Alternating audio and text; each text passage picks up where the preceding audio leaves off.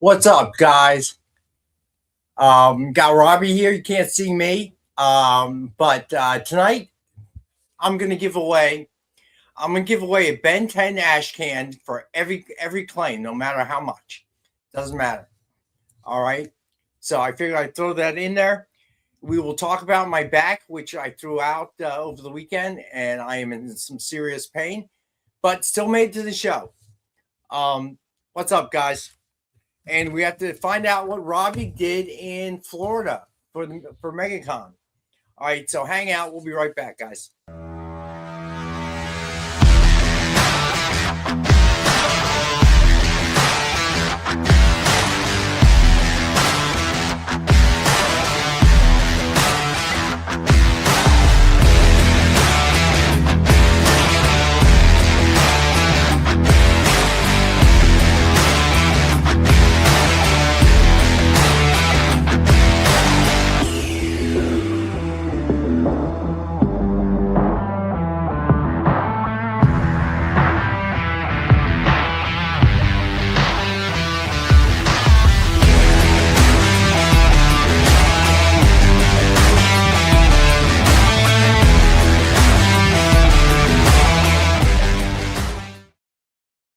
All right, so I threw my back out on Saturday on the left side.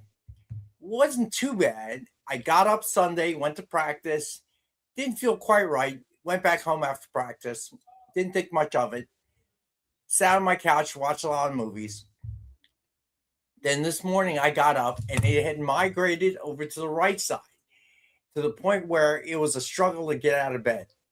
And now every time I sit down and get back up, it's a real problem. I don't know what I did. It sucks being old, but what are you gonna do? So Robbie, how was MegaCon? MegaCon was great. You know, I got a little bit of a sore back and some sore knees, but I know the reason for mine. I was all up and down that city, dude. Had a great time. Got to chill with some comic book creators. Got to see some cool books. Got to have some pina coladas at Bahama Breeze. And got some good news. That location not closing anytime soon. Apparently, that's the original location. So, very excited for that. But I had a great time. Good friends, good homies, good times at MegaCon. So the one by us has closed. It's a shame. I hadn't been there in years, but they did have a jambalaya I used to love. I don't know if they have it anymore, but I don't know. When I go there and I eat, they definitely don't have it anymore. They're closed, but they have really good fish tacos. So I had some more of those, and I think I really like their chicken wings. But it's really, I go there for the pina coladas, the Bahama Rita, really great frozen drinks, and I did not drink so much of it this year that I gave myself a tummy ache. So there you go. I actually was a little bit more responsible this year. Like an adult. Yeah, there was even a moment like an adult where I went and took a nap in the middle of the day, Rex. I felt like $100 afterwards. Did you make it to the show? Yes, I went to the show on Thursday. We fully intended on going to the show Friday, and then we got distracted doing other things. But I went to the show on Thursday. I got to run into David Pepos, Jim Zub. Who else? Mark Spears, of course. Got to hang out with him just a little bit. And then just had a lot of great times throughout the weekend, just hanging out with people and seeing people outside of the con. Jimmy Palmiotti, Dan Panosian, Frank Thierry, Scott Snyder, Mark Russell. We got to hang out with some cool people. Got to meet Brett Bean, superstar comic book artist Brett Bean now with Dork. Got to talk to him about that. The immense success that's come overnight, it seems. So I had a lot of great conversations with a lot of cool people about comics. So, was it crowded? How was the show itself? The show was very crowded. I was only there on Thursday, and it was way more crowded than a typical Thursday. And everybody that night was talking about how crowded it was. And apparently Friday was even more crowded. Saturday, not as busy as it typically would. So it seems like some people are starting to get the vibe that Saturday's the crazy day. So they were going in early, but the whole thing busy, that whole city busy all weekend long. I mean, the Lakers were in town. There was another con going on, like the Granger Con or something like that. All kinds of craziness, man. Nice. So you had fun. I had an absolute blast. And I will tell y'all this, for a known fact, Sean Gordon Murphy, writer, artist extraordinaire, is one of the coolest dudes ever. Everybody should go buy everything he does, at least 5 copies. Seriously, guy's super cool. So the drive was all right? The drive was great going down there. We did it in like record time, got there super quick. It was probably about a 9.5-hour drive. Getting back, that's a whole other story. I got in super late last night, had to get up and go to work today, catch up on all of my work from the week, and then do FOC. And now I'm here. But man, it took us hours to get from Orlando to the state line because of traffic being so bad. I'm assuming spring break, all the craziness of Orlando in general. We've never had this much congestion getting out of the city. And it's really just because of how many people were there. It was ridiculous. It took us forever. They're talking about moving it to May next year. They are. They made the official announcement. It's going to be like around May 20 or something. And we're all already kind of being like, oh, man. It's going to be the same weekend as Motor City Con next year. So there'll be a lot of creators who'll be choosing south or north. Good point. Yeah. So, Marcus, are you back? Or are you still in Hong Kong? Curious. Because if he's in Hong Kong, it's early in the morning for him. 6 a.m. early. All right, I hear John doing the John thing outside the door. So I'm sure he'll be in here in a minute. All right, the giveaway of the night is Batman number 44, signed by Tom King. Hashtag is always. Okay, Marcus, gotcha. Yeah, week seems kind of short for that flight. That's for sure. All right, so the hashtag, as always, is hashtag EXP Monday, all lowercase. And there he is, the man, the myth, the legend. So I don't know what I did, man. I tweaked my back on Saturday. Sunday wasn't too bad. I mean, I felt it, but got up, did some stuff. This morning, it was like I was paralyzed. I tried to get up, feed the cat, and the pain was just shooting down. That was on its own. I managed to do it, but at that point, I lay down on the couch. I wasn't making it back upstairs. So it's been like that all day. I take so many pills every day. I don't want to take stuff, without consulting a doctor. So we'll see what happens. You should have just bagged it. It's only comic books. No one's going to be that upset. People just want to find out about Robbie's arrest at MegaCon. Or did he not mention it yet? No, that video you watched was Justin Timberlake. That wasn't me. Okay. All I know is I saw Usher get in Robbie's face. Maybe I misunderstood. Easily confused. All right. So, what's a movie of the night? Tonight we're talking. We're continuing March Madness. We're nearing the end. It's the final week, but next week's our final show. We're talking about Henry, Portrait of a Serial Killer tonight.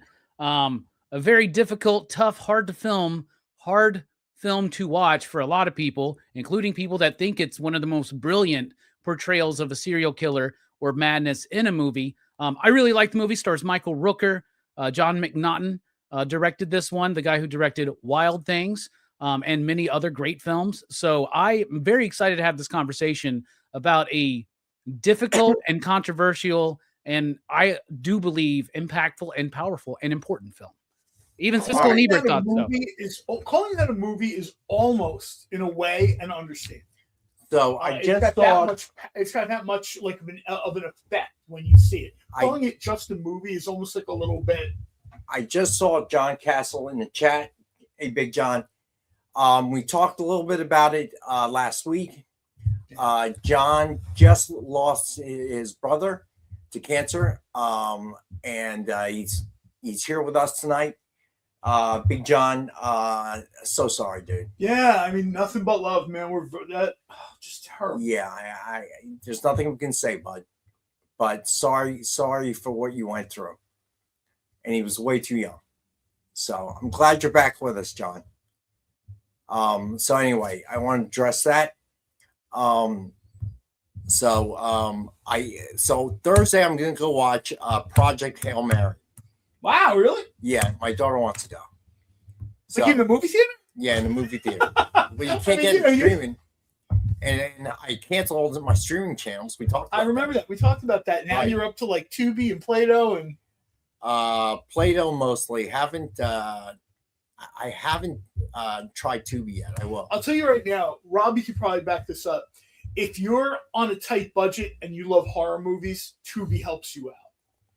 Tubi has got a lot of content there. If you don't mind the ads, there is a lot of horror.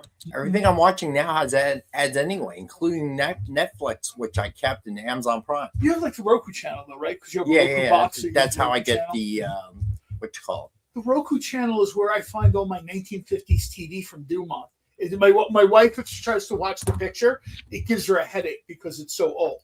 Well, what's funny is that I find that a lot of movies they run are also streaming on the main streaming channels, which I think is odd. But it's starting to blur a little bit too, because I think Tubi is owned by Hulu, Play-Doh is owned by Paramount. Everybody, you know what I mean? They're sort of. It's kind of great. I always say these channels now have almost become like the Dollar General or the Five Below. Guess what I discovered last night? What? So in oh crap, I forget his name now. Well, anyway, in Hunger Games 2, the guy that plays Reacher, the series, not Tom Cruise. Oh yeah, Alan Richardson. Yeah, he's in Hunger Games 2. Oh, is he really? Yes, I didn't realize that until last night. Does he play an entire district because he's enormous? Well, no, he does not have any speaking lines. He's one of the bad guys in the game. You see him for a second. I'm watching. I'm like, holy crap. He has a movie on Netflix, and I'll tell you right now, the movie on Netflix is called War Machine. Alan Richardson is beginning to remind me slightly, just slightly, of the very beginning of Arnold Schwarzenegger, where we have this big dude with presence, so we'll just let him go out there and be a big dude with presence.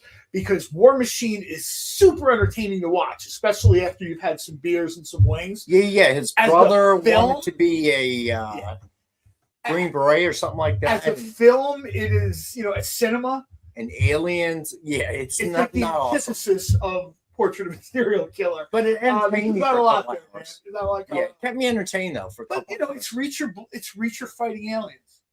I mean, that's all it really is. No matter what movie he's in, people are going to see Reacher.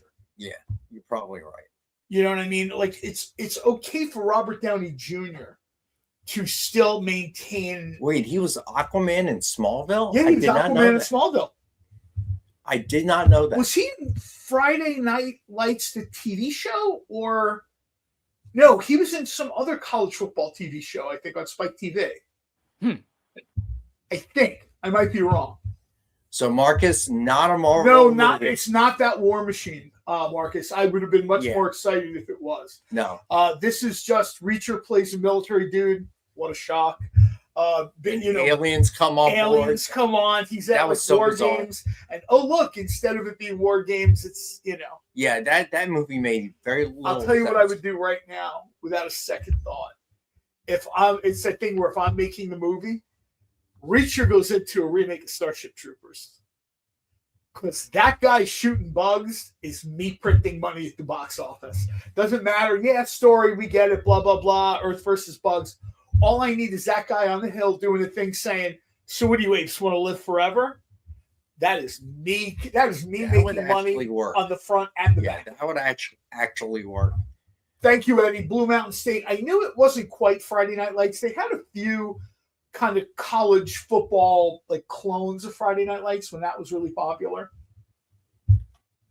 So how was St. Patty's Day? Quickly, Blue Mountain State was not a clone of Friday Night Light. It was a quote of Varsity Blues. Thank you. It was more comedy and sex and drinking than Friday Night Light, which was actually about football. Thank you. So how was St. Patty's Day? St. Patty's Day is one of those weeks where I really kind of just check out of things. Like I said, weeks. Well, no, the big thing is they had a pub crawl here locally, which I did for a few hours. Right. It was during the day, and then we got back down to the shore, and they were doing one there. So like we literally, it was funny. Some of the people didn't want to go, but me and about 4 or 5 of the guys were like, let's take a nap, let's have a bottle of water, and let's go back out. And that's exactly what we did. And a couple of people were like, we can't make it. We can't make it. I'm like, we've only been to 4 bars. That's essentially 4 drinks. If 4 drinks ends you, I hang out with a young crowd. No, the funny thing was I saw the young people being super responsible. So I want to tell people in my generation who may be watching, when you say like the younger people don't do this, the younger people doing that, I saw younger people in their 20s, 30s being responsible. So I read a news article. Unfortunately, many of them are lightweights. Well, I read a news article is that restaurants and bars are suffering because the young are not drinking anymore, not as much as we did. So there's been a shift, particularly which is good. The pub crawl I did here.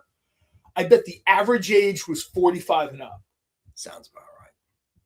In Atlantic City, however, I did not want to go down there because it really was for the young people, and it was. The city was just popping off, filled with 20-somethings, a few 30-somethings. And a buddy of mine went down there and essentially just stated, he went down there, hung out with his younger brother for about an hour, and then he did exactly what he should do. He sat in the casino and watched the sports book. Because I was like, dude, you're 57 years old. Why are you partying with people almost half your age? That's like grooming. That's not partying. Stop that. So he did. He picked up the dinner check, and then they all went out. They were up and down the boardwalk and in and out shots. He went to one casino with them. Second casino had the sports book he wanted at Caesars. He said, I'll see you in the morning. And that was it. Too funny. So, when I was younger, I loved St. Patrick's Day because it was just an excuse to be drunk and stupid. As I got older, I loved St. Patrick's Day because it was an excuse for me to sell food to people that were drunk and stupid. And they don't really pay attention to what they're buying or paying for or whatever. Now I'm old and I'm retired, so now I can be drunk and stupid again and not have to worry about it. So probably the best St. Patty's Day I had was Celebration in Florida. And I was there because my daughter was playing in the spring games. Okay. Oh, okay. And the whole group of parents that I know. It sounds like you volunteered your daughter as tribute for the Hunger softball games when you put these stories together. No. So the spring games is a lot of college softball teams go down there and start their season because it's Florida. For one. Oh, so it's, yeah. Right. So it runs for about a month and teams are in and out for about a week. So we were all there, but the problem, and this was the difference between college and when she played for a club team in high school and things like that. I got to see her for one day, except at the games. She only had one day free, and it was a short period of time. So there wasn't enough time to go to Disney or anything like that. So most of the time, I was either alone or with these other parents because they were in the same boat. Oh, yeah. So there was one group of parents that I knew because their daughter and my daughter played in the same club, the Mystics, right? So we already knew each other. Their daughter was 1 year ahead of my kid. So she was a sophomore when my daughter was a freshman. So they dragged me along. So we went on a pub crawl. Celebration is a nice town. That was, that was Disney financed and built. Yeah, Disney wanted to build their own essential subdivision, their own community, or whatever you wanted to call it. I understand now it's a little bit more open, but the first several years it was ownership of it. Yeah. And now, so the first several years, people were getting townhouses, and those townhouses came with lifetime membership to the park. Nice. I read an interview with someone who had one. He sold it. He sold his $300,000 townhouse for like $4 million. And it was one of the first ones built. And he said the thing that he regretted most letting go was he was moving to Arizona or something. It's one of my wife's sort of house flip it, fix it shows, whatever. And the guy said he was really going to miss his lifetime pass. Yeah. He's like, these were like in Boston Metal. And they were lifetime passes. And it didn't matter what the blackout date was or whatever. You got that, in you went. And I was like, if I had the money back then, that would have been nice. Yeah, right. Robbie could have filmed one of those videos on my front lawn. So Robbie was telling us about MegaCon. He had a good time. Bahama Breeze down there is not closing. Apparently. No, there are people, and we've talked about that in my Facebook group. Certain places, when they're closed, just because they're closing here, doesn't mean, you know what I mean? Jersey is a hard sell, and the real estate is out of control. Yeah. So a corporation looks at it and sees what Bahama Breeze can take in here. It's been around, surrounded by 40 or 50 other places, and what they can take in versus maybe a place like Orlando, and what the rent is there. And, you know, if they have to close one, I'm sorry, Jersey, but Jersey is always going to get that cut. Well, apparently what they were telling us that all of them are closing, but they're going to keep that one open longer because it's the original location. So they said that one will be open for at least 18 more months. And they're toying around with the idea of keeping that as the sole location or kind of rebranding the concept or something like that is what they told us. But that could be something their corporate offices are telling the employees to not. So that way they stick around. All the people that worked there last year, though, they were still there. They remembered us. They took care of us. We took care of them. It was a great place, man. So the one here was around for a long time. The one here was crazy popular. This is a problem when they make these, like Raleigh brought up a really good point about the corporate statement. The corporate statement that was republished here in the Philadelphia Business Journal, and I guess like the Philadelphia Inquirer picked it up or whatever, is nonsense to the people who live in and around Cherry Hill, who go to Bahama Breeze week in and week out, whether they go for Wing Wednesday or happy hour or whatever, and they're kind of doing like the rugby elbows for a bar seat to get in or whatever, and you're telling them they're underperforming. I have no doubt that there are businesses with underperforming locations. You should close underperforming locations. To say Cherry Hill was underperforming is patently untrue unless you've jacked up the expectation of them to the point where it triggers them closing regardless. And that's what a lot of corporations do when they're dealt with real estate issues, because a loophole in leasing is underperformance. So like here's the line, right? Well, rents in New Jersey are out of control, like just spiraling out of control. People, $3,000 a month for for like a toilet and a bed. Nobody can afford anything anymore. So what happens is, they'll swerve the deck. They'll cheat, for lack of a better term. One of my favorite Kirk lines: "I changed the conditions of the test. I didn't cheat." They're just saying now we expect Bahama Breeze to be making this much money. Where a Bahama Breeze location in Cherry Hill by the mall on a state highway could not make that money unless they were on International Drive in Orlando. You see what I mean? Like, here's the number. International Drive is like Party Boulevard, 355 days a year. Yeah, it's great. You know what I mean? Everybody loves it there, houses, whatever. You really expect, that, like the comment had said, they expected this Bahama Breeze to perform in the upper echelon. Right. Really? At the mall in Cherry Hill, New Jersey.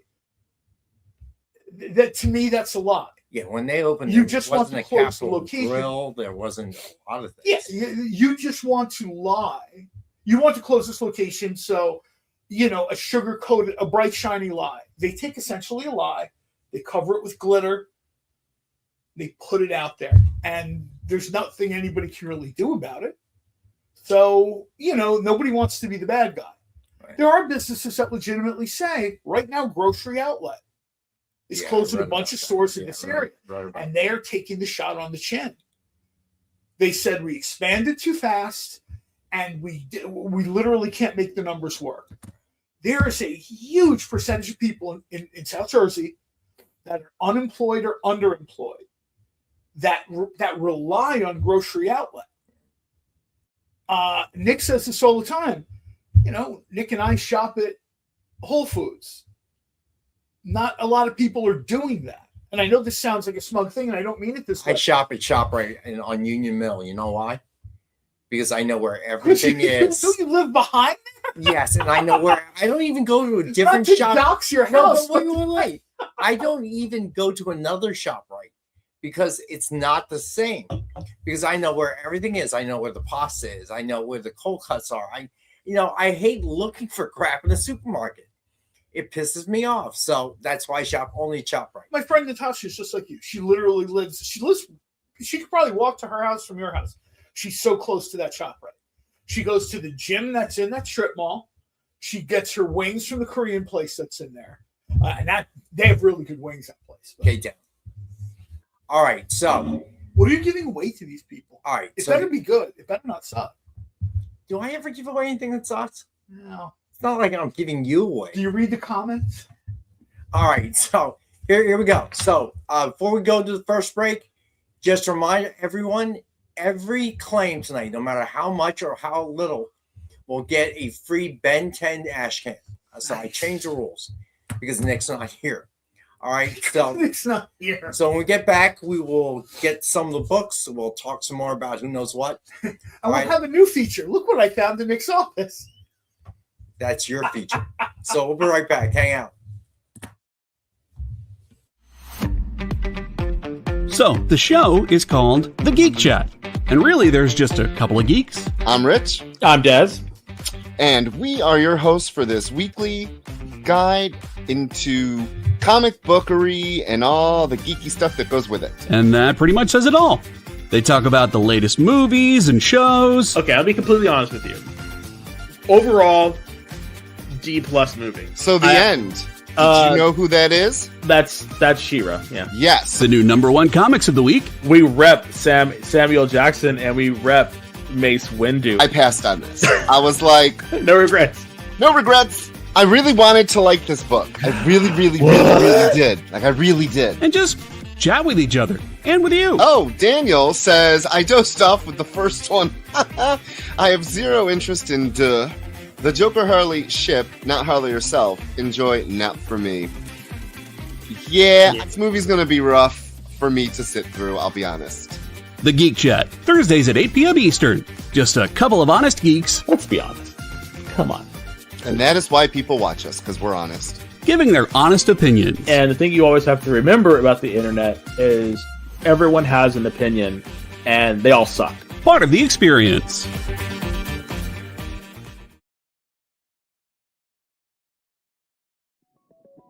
FOC, a comic industry term for the final day a new comic can be ordered by a local comic shop. So, what does that mean to you?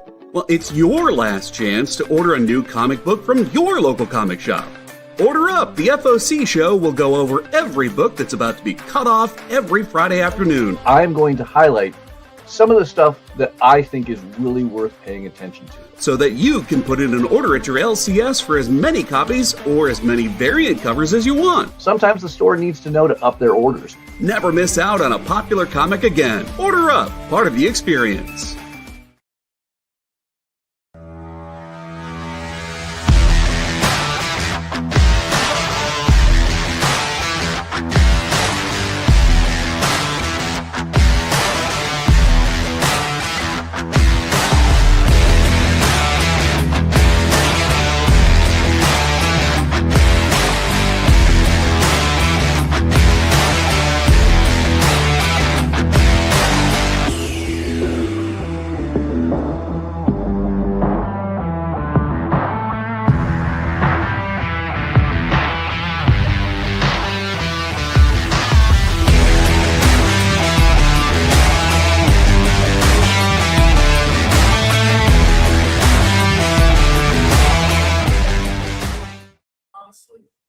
All right, we're back. All right, I had to get up and stretch during the break, and oh my God, it hurts. I'm getting old.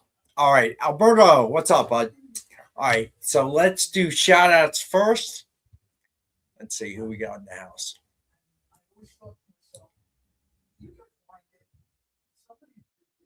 All right.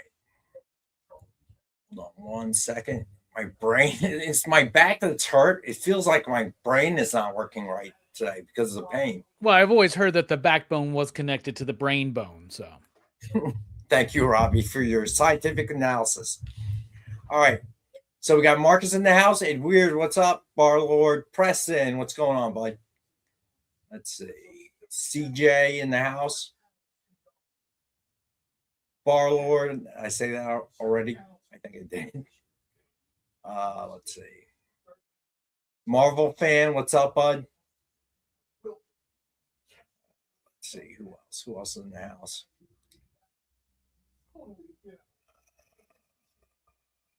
Marcus, I said hello to. Marcus was first. Let's see. Mike Asbill, what's going on, bud?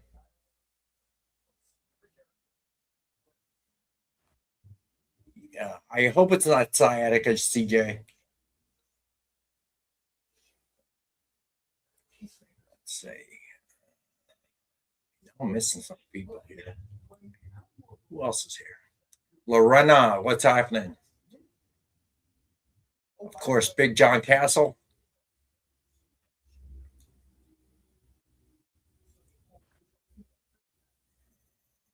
Let's see. I think I got everyone that is in the chat anyway. Let's see. Did I miss anyone? Preston, what's happening, bud? I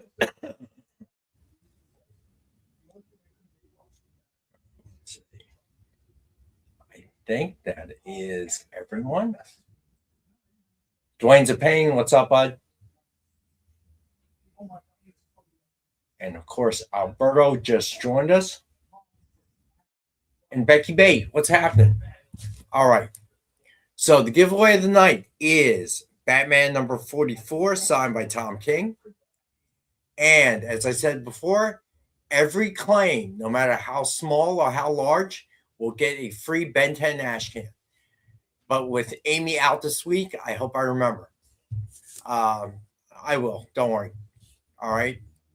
So everyone gets one. All right. So first up, as always, Dynamite 10-pack reader set. 10 random Dynamite titles. $3.99 cover price or higher. So $40 retail or higher. And we've got it for $5. Yes. Thank you, Alberto. Please make sure you fill out the forms today, even if you don't normally do it, because that's the only way I can keep track without Amy here.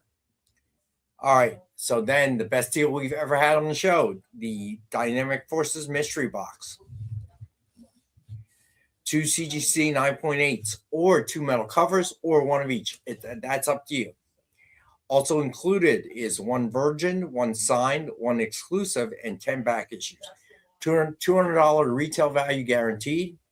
And we have for $85. You know what?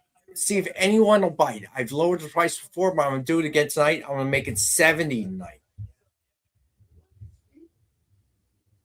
And if Nick comes in, he may disallow it. So get in on it now. All right. Sketch covers of the night. We have some nice ones. Witchblade number 1 with Witchblade cover sketch by Ian Wallace. Suggested retail of $149.99. And we have this one for $65. Oh, yeah, I like this one. Nice rendering done on this one. Right? I like this guy, Ian.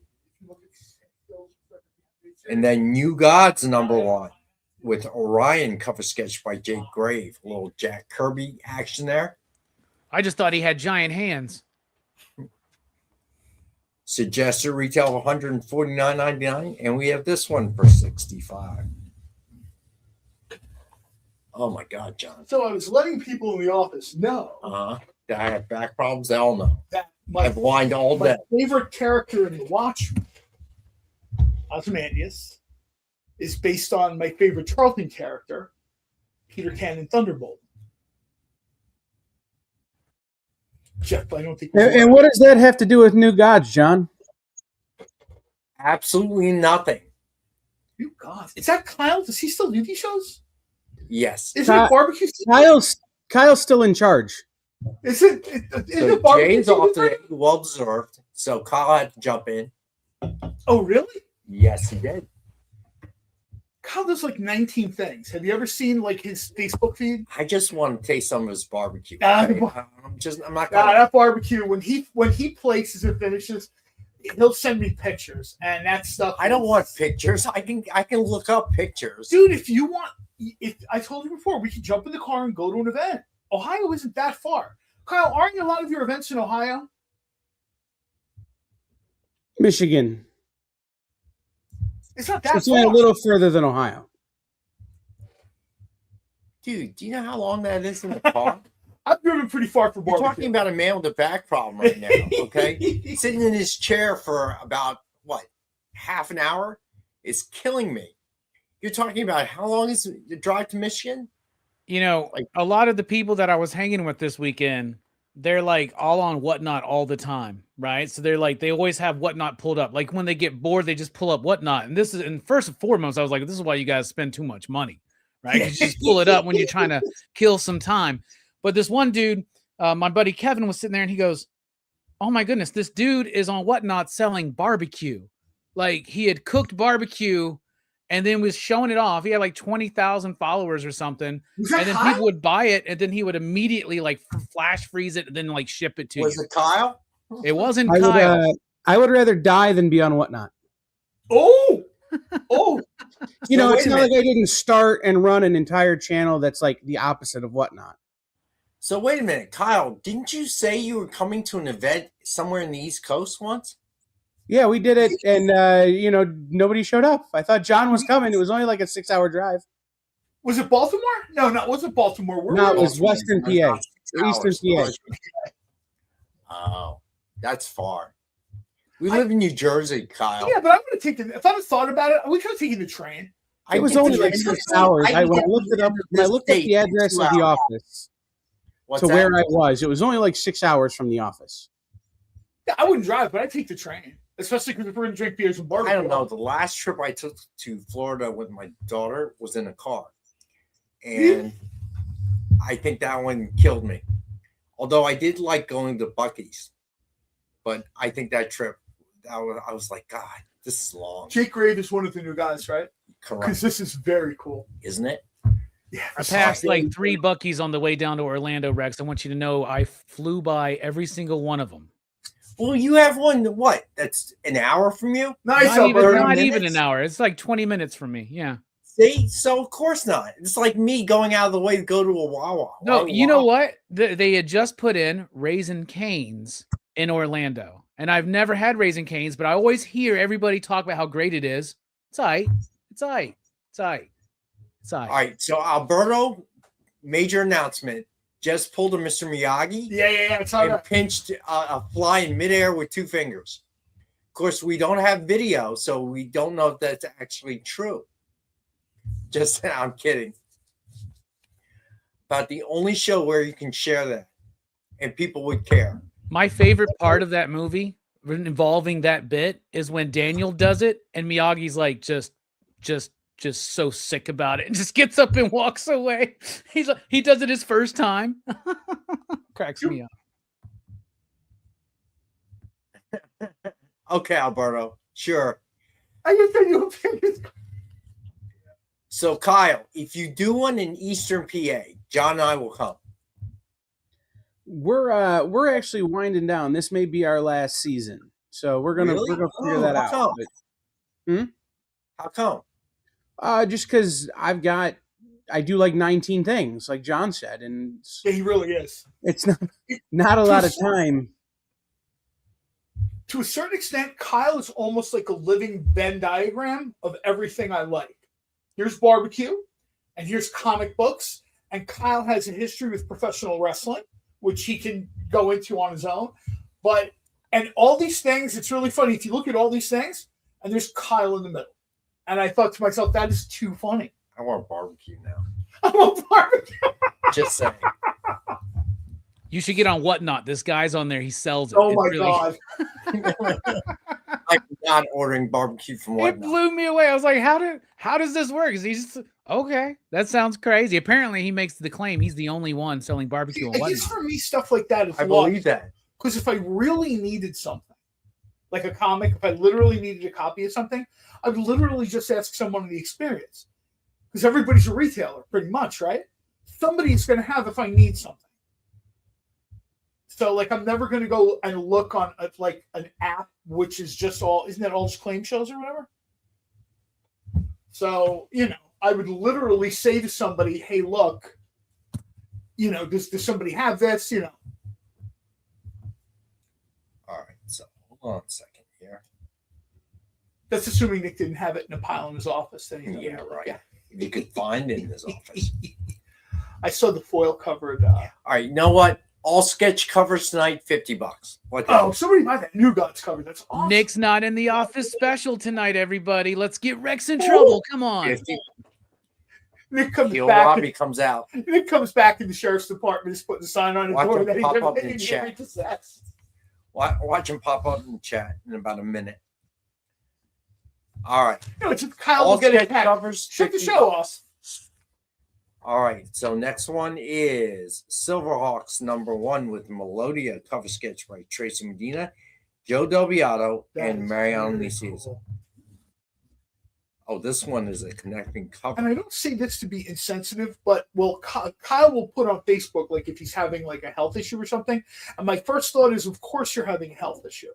Because like if I was 50% that busy, I wouldn't be able to get out of bed of all the stuff Kyle does. Right.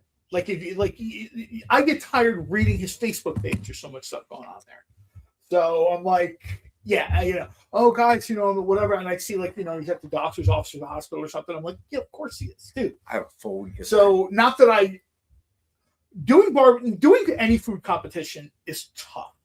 Barbecue is probably like the Marine Corps of those competitions. It's kind of like the toughest. You're in there hours and hours and hours. I've been in food competitions where you have 60 minutes to cook. Their food competition is 60 hours from start to finish. All right. So we have a connecting cover sketch. Doctor Strange #1, X-Men #1. Oh, this is cool. With Cyclops, Beast, and Iceman by Joe Delviato and Mariano Nicieza. So this one is retail is $299.99. I'm going to lower this price. I had it at $120. I'm going to make it $95. Oh, nice. All right. So 2 covers connecting. And Doesn't this kind of look like Beast has grabbed a hold of Cyclops' optic blast and is about to just spin him around or something like Cesaro? It's Ultimate Beast. I love this costume for Beast. This costume was not, there was an era where X-Men costumes were sort of in and out and forgotten. I love this red. Oh, I forgot to mention. So all week, every show on the EXP, a portion of proceeds will be donated to Wounded Warriors Project. So tonight's show, a portion of proceeds will go to Wounded Warriors. So keep that in mind.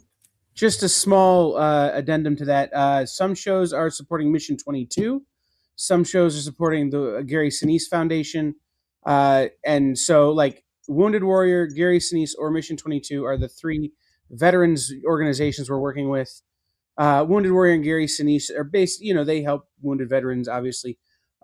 Mission 22 gives comic books to veterans who are dealing with things like PTSD and are in hospitals. So we want to support those too, because what would we do if we weren't giving comic books to people? Right? Taking them like John.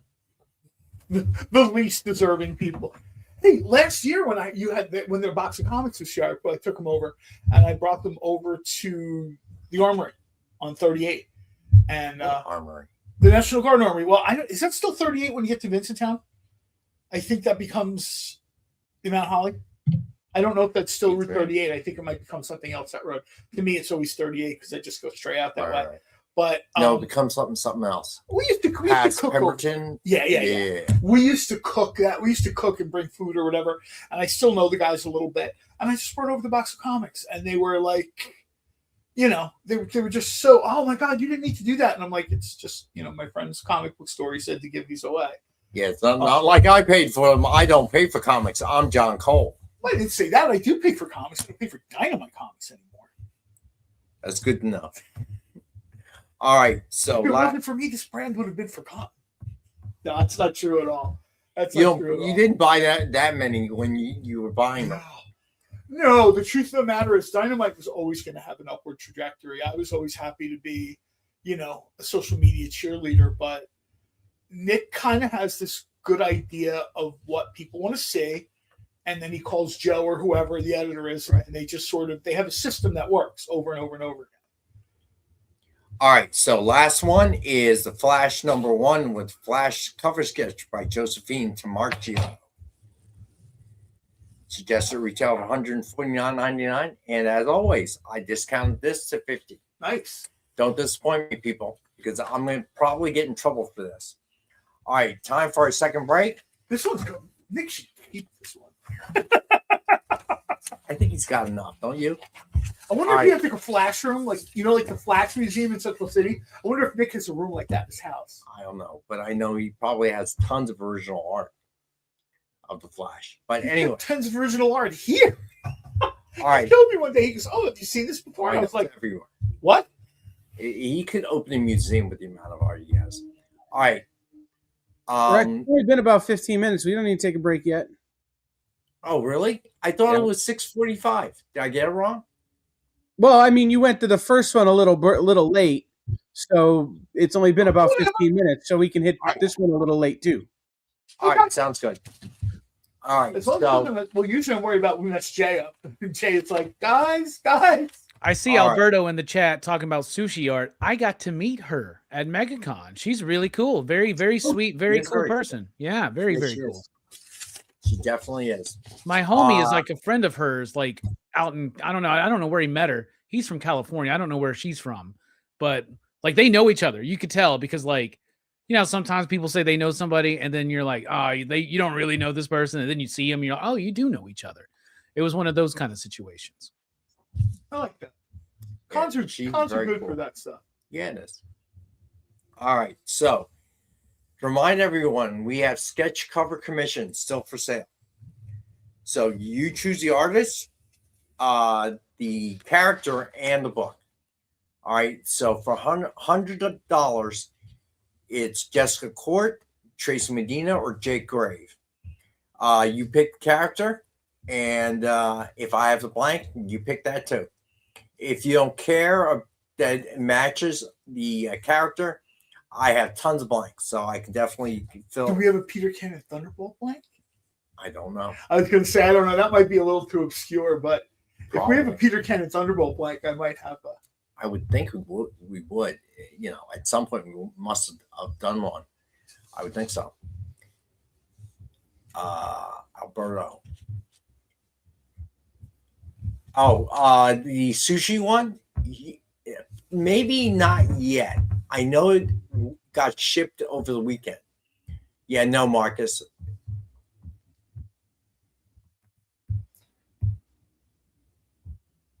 Alberto, I want to say it's shipped on Friday. I'm not sure though, but you can email me, bud. I can look it up for you.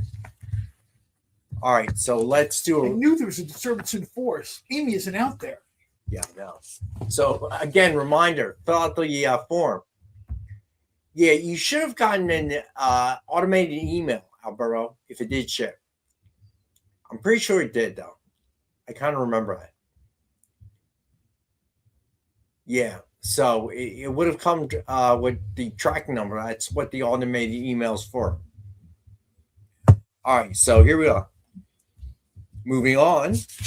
So we have Thundar the Barbarian, number 6, premium metal cover by Ito. Limited edition of 25. And this one is 5 of 25.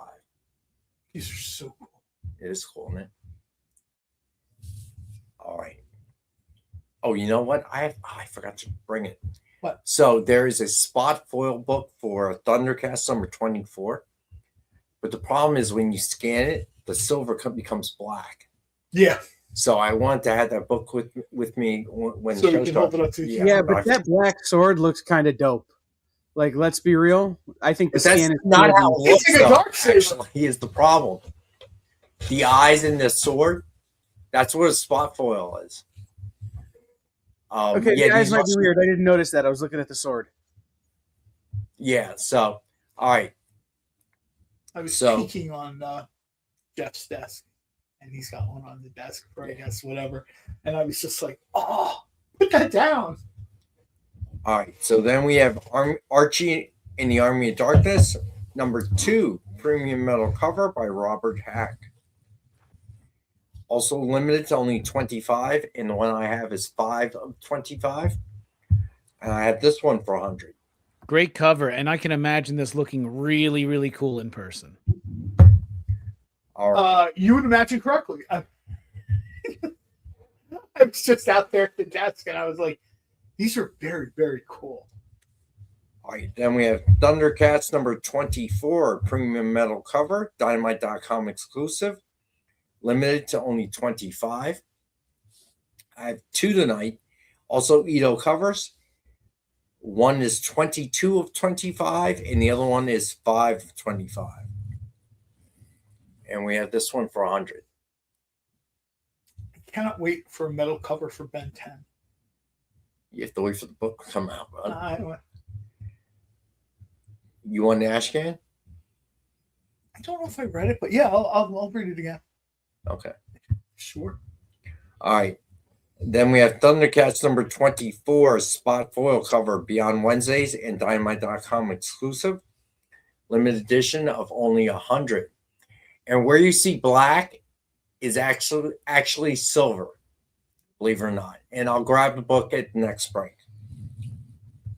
Yeah, I can man white it because I know you're back. I'm not wrong. That black is cooler than silver. You're absolutely You haven't right. seen the silver yet. Anyway. No, I saw the silver. The black is. It almost looks like an advertisement where it's like it's blacked out, you know, and it's like, hey, you'll never guess. What You'll Lion never is holding guess. in his hand.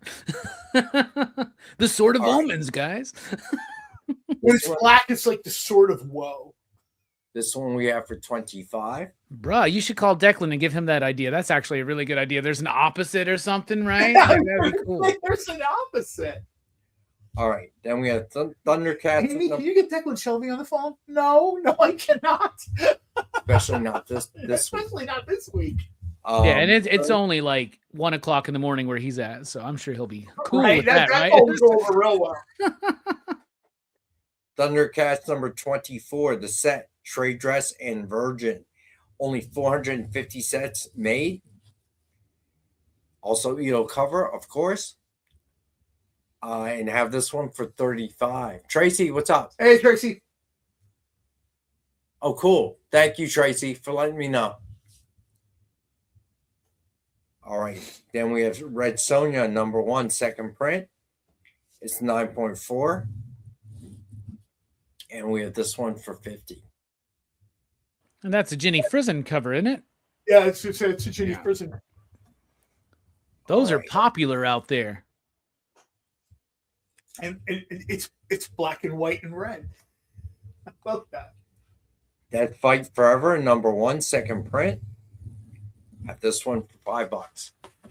This book is so ridiculously fun. If you like 80s beat 'em up arcade games and just ridiculousness, this is the kind of book you're gonna like. This book is called down to like the 2009 Tekken movie, where it's just sort of story. We'll get to that, but just read the book, and you're like, and that's the way the Tekken movie was. Everybody knew the story. All right. White Sky, number 1, second print. Have that at a cover price of $5. Then Bleeding Hearts, number 1, second print. Have that for $5. Then G.I. Joe, number 20. I've got this for $4. They have to get this into live action.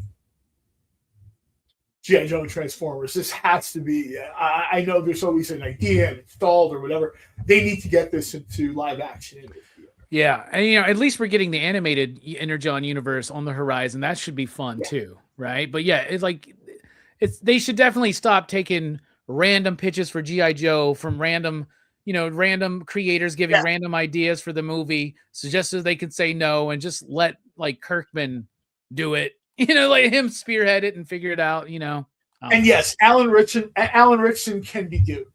We'll go with that. Now that's Duke. All right. It'd be better than Channing Tatum, and I am a fan of Channing Tatum, but not a Duke. He's not Duke. You know what I'm saying? Oh now, no, Gambit, he's the perfect Gambit. Oh yeah, the Gambit thing. They're going to bring him back. Of course, he's going to be Gambit again. That totally works. All right, Deathstroke Terminator number 1. Have that for $1. That's a great book written by Tony Fleece, who you'll know from Feral and Stray Dogs and Army of Darkness Forever. Oh, we could get a Deathstroke Stray Dogs crossover. We live in a multiverse world now. I actually got one right here. Great book, y'all. I got one right here. What's up, Kenneth? All right, so then we have Batwoman #1. Have that for $4. I like Art the in this book is insanely cool, especially if you're a fan of like Miller in the Sin City era. Yeah. All right, then we have G.I. Joe #326. Have that for $4. Are we reading too slowly? This cover's going real fast. I can't talk that fast. Did I not send that to you, Kyle? No, I You put bet. it in, and now I'm wondering if maybe I've had a stroke and put it in at the very end and don't remember. All right, well, we'll worry about that later. Because I remember going, ooh, that's what I'm going to buy. When I put it in the damn deck. Oh, well. So maybe you didn't put it in. It's possible. So Invincible Super Creep Show #1. Have that for $4. And then Lobo #1. Have that for $5. Then Invincible Universe Battle Beast #7. Got that for $4. All right, so let's go ahead and take the second break. And when we get back, we will do a recap real quick. Rex Cat. We'll be right. Whoa. Whoa. Did you miss it? Yeah, they can go by pretty fast. Let's slow down the footage. Welcome. It's time to skim some comics. Miles Morales Spider-Man, I will just tell you that Miles is very important in his role as a vampire. So It's fine. If you like Hercules, read it. If you don't like it, don't worry about it. It's fine. The art is still stunning. There's a panel, little spoiler, there's a panel in this where Chitauri first hits Lion-O, and he is the best "did she really just hit me" face I've ever seen put in a comic book. Wow, live reviews of new comic books so you can be ready for New Comic Book Day. What is this? Oh, I see. It's Minute to Skim It. Part of the experience.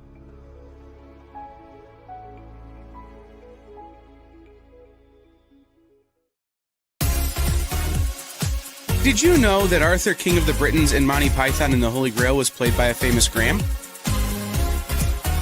Check out another famous Graham by following our Instagram.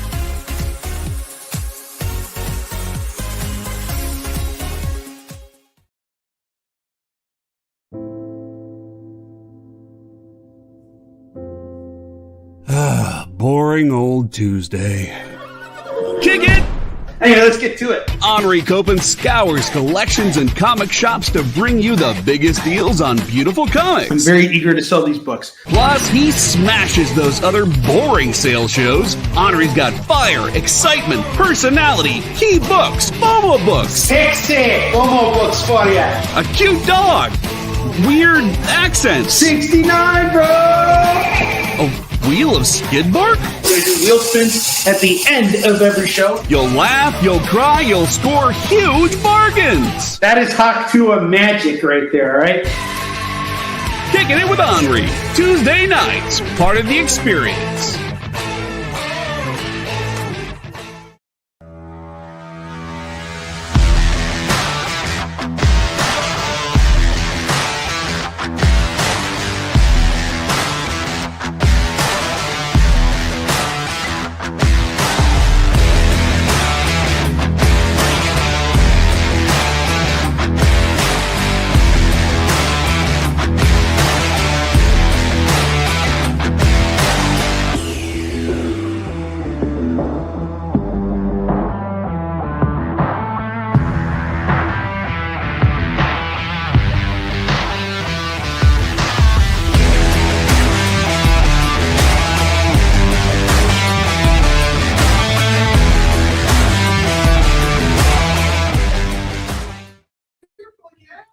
All right, so I'm standing because I need to stretch my back.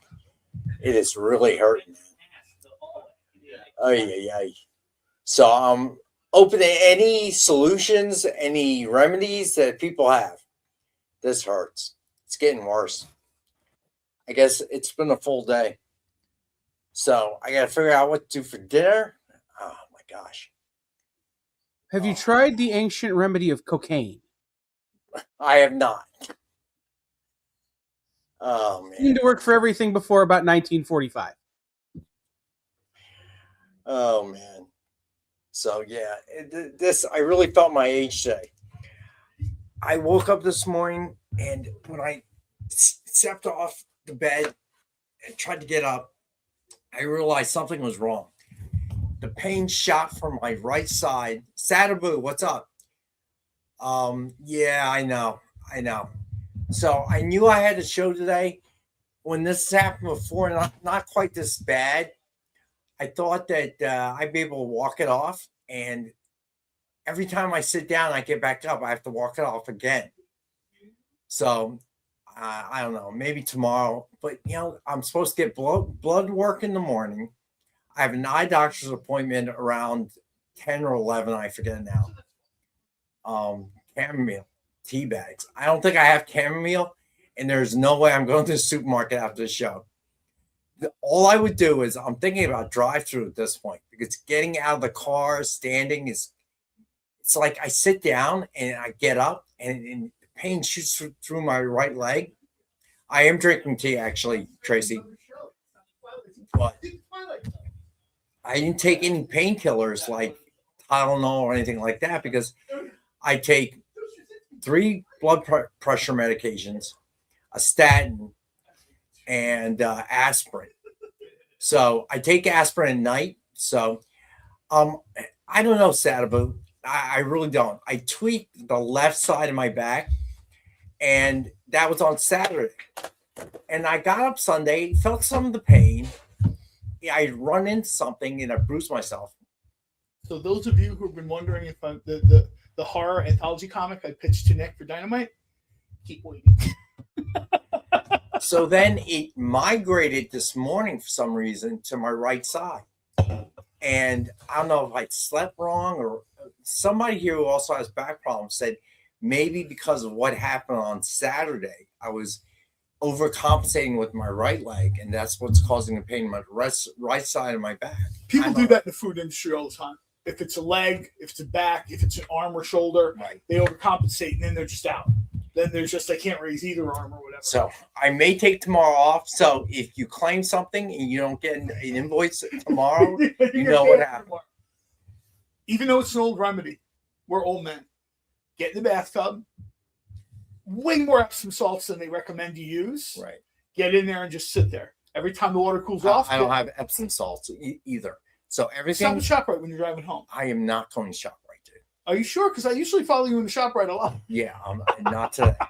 Because I can't get out of my car and walk around the ShopRite. Not today. You can DoorDash that stuff, right? Yeah, I know, but I hate using DoorDash. It's paying that charge. What would you rather have? A backache or a couple $2-3 for freaking? I might try. Yeah, so I have something like that on my back right now, Marcus. Given to me by Jeff. Salon. Yeah. So I have a heating pad at home, so I may use that.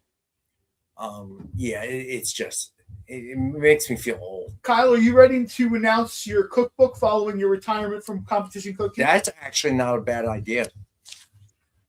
I'm not, but there is a thing that I'm very excited to hopefully announce that I literally was hoping Nick would be in the office and would hint at it, but since he's not, we can't, and I'm really bummed about it because this would be a lot of fun to talk about on this show, but we can't. And yeah.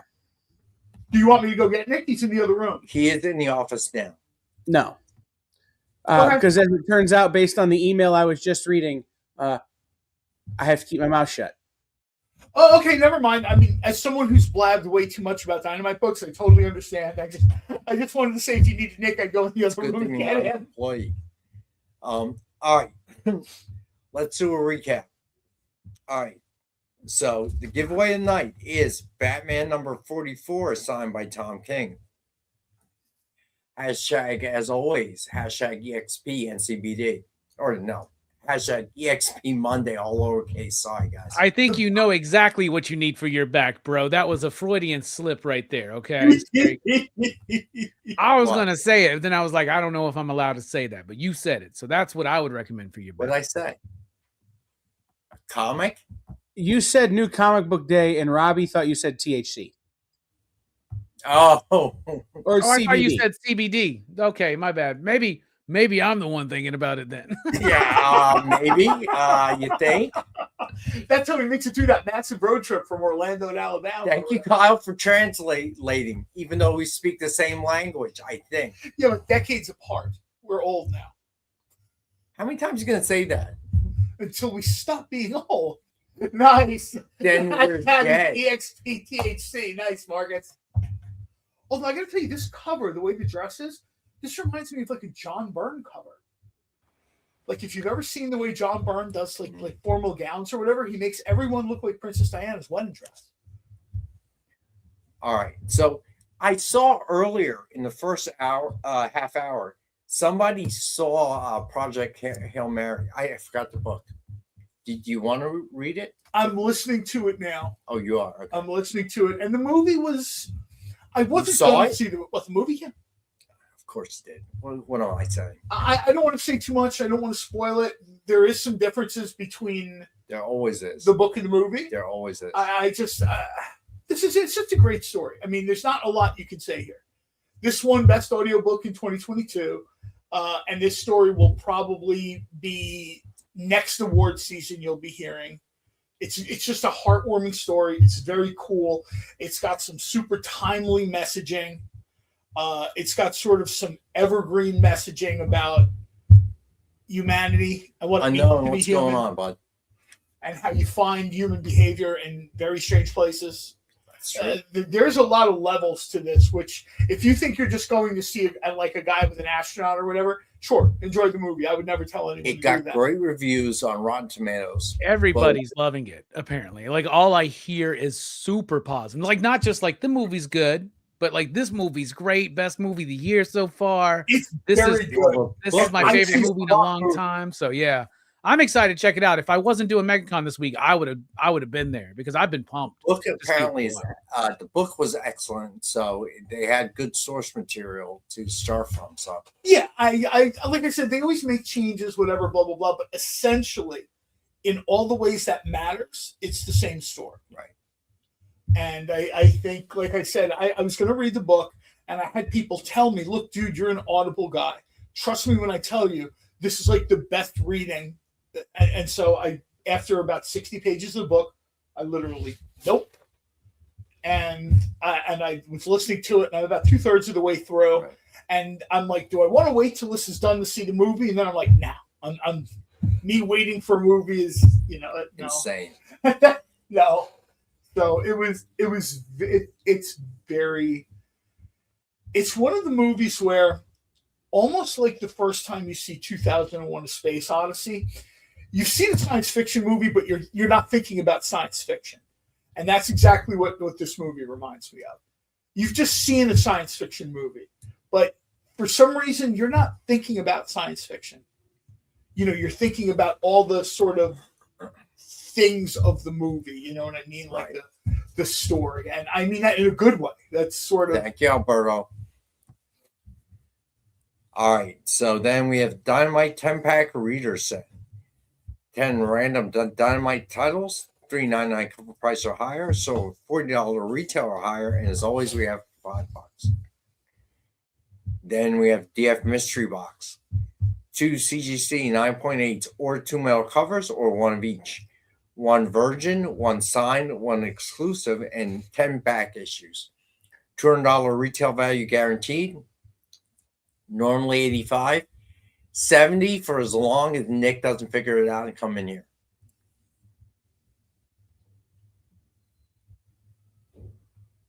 Yeah, Burrow, I feel you, bro. I feel you tonight. All right. Yeah, Barlord, there's like a built-in sort of disconnect for the viewer in 2001. And that gets debated a lot. Like, should you do that? Well, in that case, yeah. I mean, 2001, it was not supposed to be just like another, it's not another science fiction movie. So, Robbie, they're saying that Darden owns Nice, Braves. Alberto. Ever since Alberto turned 79, his back hasn't been the same. When he started celebrating his birthday, though. Yeah, CJ, that's what they were saying. They were saying that they'll be converted to like another concept from that same brand because it is the Olive Garden. In fact, they were saying that the Olive Garden that's right across the street from that Bahama Breeze is the original Olive Garden, too, which makes sense because it's a really fancy looking Olive Garden. But I don't. So wait, didn't they close Yard House up here? No, Yard House is still open. I've never been to a garden, so I don't even know. But Iron Hill closed. Oh, that's right. Which is a they shame. did say that they're toying with the idea of keeping that one location as a Bahama Breeze. That's cool. All right, so then we have Witchblade #1 with Witchblade cover sketch by Ian Wallace. Oh, that's nice. All sketch covers tonight, $50. So don't disappoint me. Suggested retail of $149.99, and we have for $50. People who want sketch covers, this is sort of your moment. This one's really nice. That was really nice. All right. New Gods #1 with Orion cover sketch by Jake Grave. Little Kirby action going on. This is really well done. I like this. All right. Silverhawks #1 with Melodia cover sketch by Tracy Medina, Joe Delviato, and Marianne Nicieza. This one is just fun. He's really fun. It's like a fun character, It's not, she's not meant to be seen as, dark side. Right. These are more lighthearted characters, and I think this particular sketch cover really shows that. All right. MSRP of $149.99, and we have this one for $50. Then Doctor Strange #1 and X-Men #1 connecting covers with Cyclops, Beast, and Iceman cover sketch by Joe Delviato and Marianne Nicieza.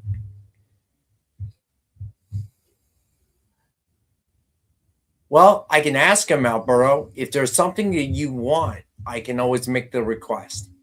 So let me know, buddy. Suggested retail of $299.99, and I lowered this one to $95.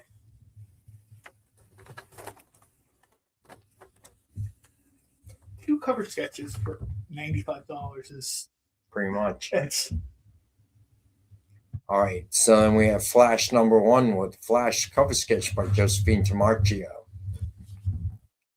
MSRP of $149.99, and we have this one for $50. Alberto, can you email me that, bud? And I'll make the request. He is so busy, but I can try. All right. So email me, buddy. All right. Sketch cover commissions. So Jessica Court, Tracy Medina, or Jake Grave. You make the choice. Pick the artist, pick the character, and the book. All for $100. All right. Then we have Thundar the Barbarian #6 premium metal cover by Ito. Limited edition of 25. I have that for $100. Then Archie and the Army of Darkness #2 premium metal cover by Robert Hack. Also limited to 25. I have this for $100. Thundercats #24 premium metal cover. Dynamite.com exclusive. Limited edition of 25. How many orders do we have for the black foil cover?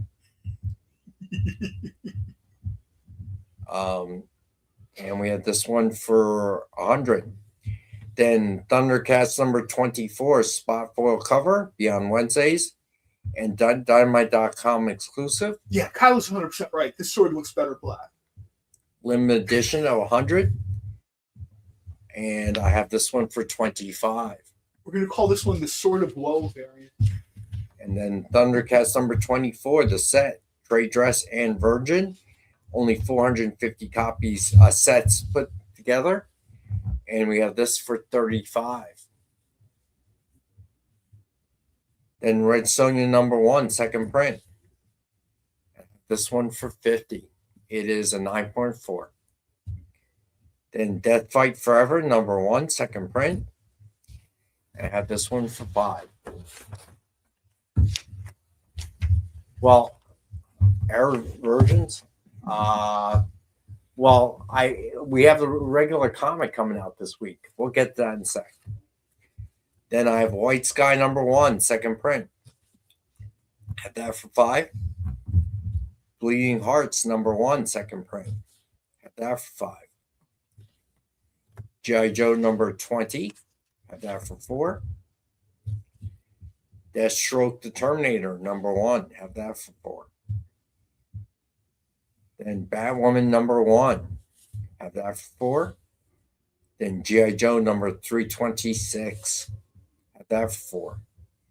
Then Invincible Super Creep Show #1. Have that for $4.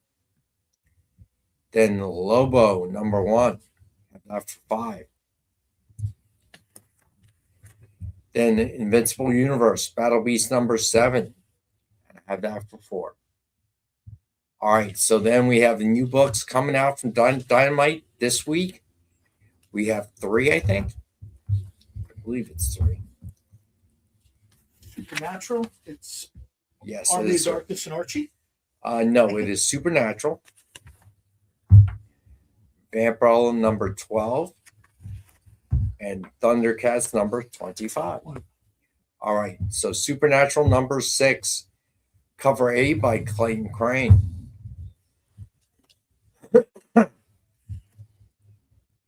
Cover B by John Amore. Cover C by David Cousins. Cover D, the photo variant. Then cover White E. Soldier Boy on the cover of Supernatural. And then cover E, photo virgin variant.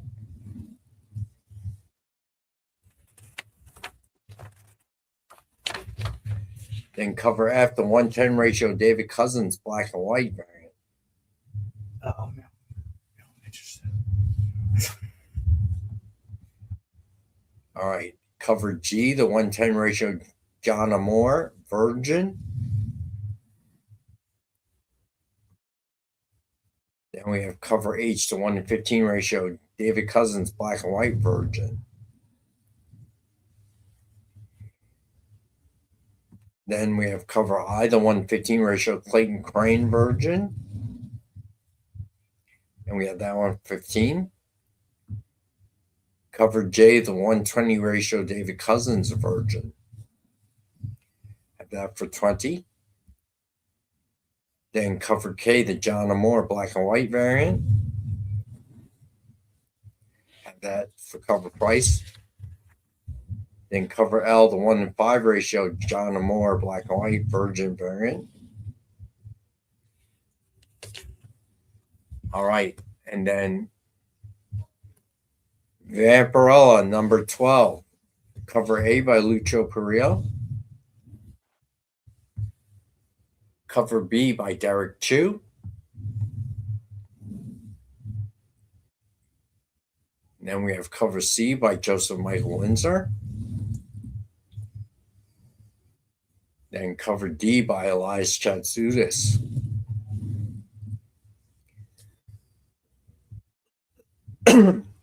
Cover E is the cosplay. I think it's Rachel Holland. It is. Then cover F, the 1:10 ratio Selena variant.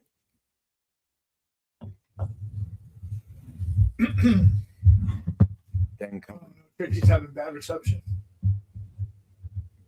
Oh, no worries, Tracy. And then cover G, the 1:10 ratio cosplay virgin. Then cover H, the 1:10 ratio Elias Chatsudis virgin. Then cover I, the 1:15 ratio Joseph Michael Linsner virgin. I don't know, Alberto. I think you're underestimating the power of the jawline of Dean Winchester. So yeah, right. Then cover J, the 1:15 ratio Selena Virgin.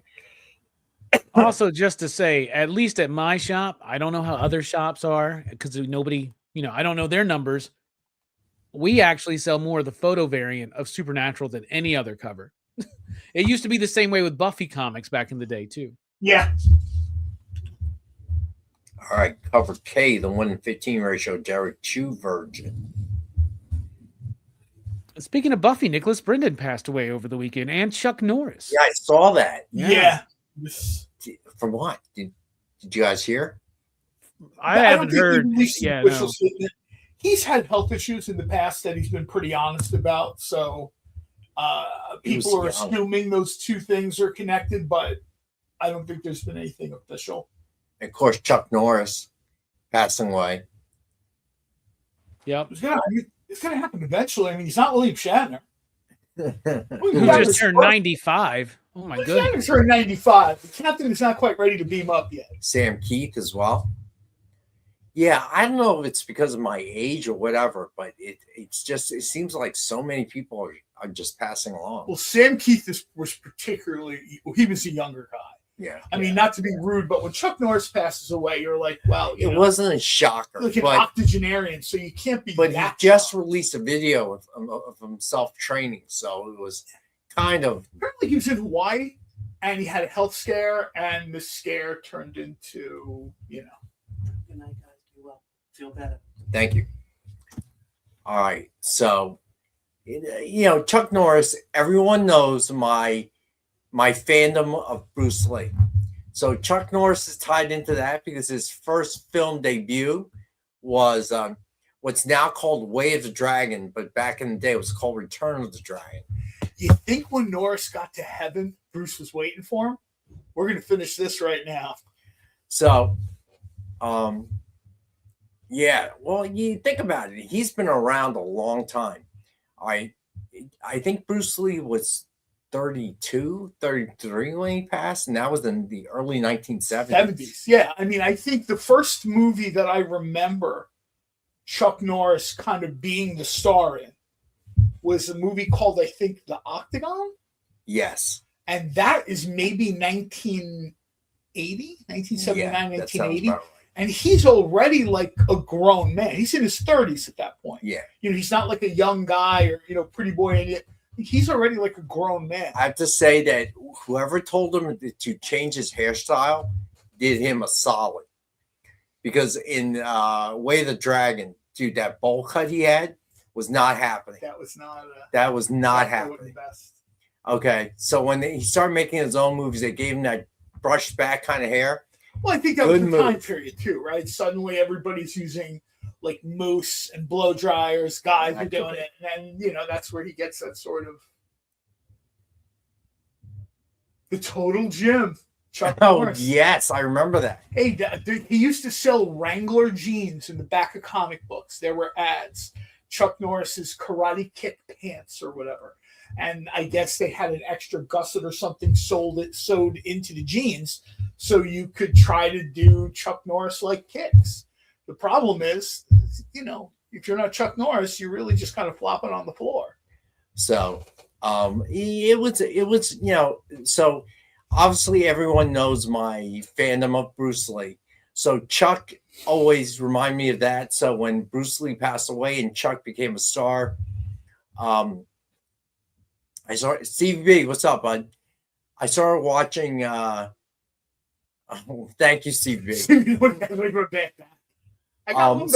I started to watch his movies as a kind of connection to Bruce, right? So he became a star, and I would watch Walker, Texas Ranger.